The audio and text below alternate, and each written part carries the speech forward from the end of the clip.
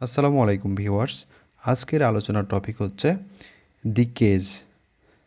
Sentence এর noun বা pronoun এর সঙ্গে অন্য ওয়ার্ড এর সম্পর্ককে কেস বলে।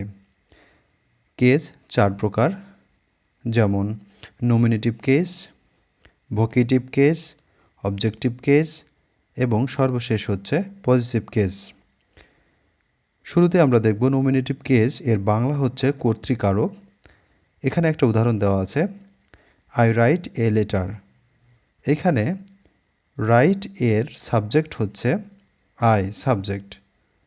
রাইট এর সাবজেক্ট আই হচ্ছে নমিনেটিভ কেস, অর্থাৎ ভার্বের সাবজেক্টকে আমরা নমিনেটিভ কেস বলবো। একে বাংলা ব্যাকরণে আমরা কর্তৃকারক বলে থাকি। 2 নম্বর উদাহরণ, ভোকেটিভ কেস, সম্বোধন পদ। How are you Raju. Raju তুমি কেমন আছো। এখানে রাজু সম্বোধন পদ হিসেবে ব্যবহৃত হয়েছে। একে আমরা ভোকেটিভ কেস বলবো। এখানে আমরা খেয়াল করে দেখি, আমরা হাউ আর ইউ যদি বলি তাহলে সেন্টেন্সটা শতভাগ শুদ্ধ, কিন্তু রাজু না বললেও চলতো। কিন্তু রাজু আমরা কেন বলবো? কোনো কিছু জোর দিয়ে বলতে আমরা এখানে সম্বোধন পদ ব্যবহার করেছি, যার কারণে এখানে ভোকেটিভ কেস হচ্ছে Raju. Objective case, কর্মকারক।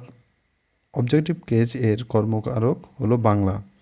He sings a song. এখানে ভার্বের অবজেক্টটা হচ্ছে এ সং, যার কারণে এ সংকে আমরা অবজেক্টিভ কেস বলবো। এবং সর্বশেষ হচ্ছে পজিটিভ কেস। পজিটিভ হচ্ছে সম্বন্ধ পদ এর বাংলা। পজিটিভ কেস এর বাংলা হচ্ছে সম্বন্ধ পদ। This is Rahim's pen. এটা হচ্ছে রহিমের কলম। পজিটিভ অর্থ কোনো কিছু অধিকারে থাকা অর্থে ব্যবহৃত হয়। যেমন এখানে কার কলম যদি প্রশ্ন করি তাহলে উত্তরে আসে রহিমের কলম, অর্থাৎ রহিমস এখানে positive case. Thank you very much for watching the video.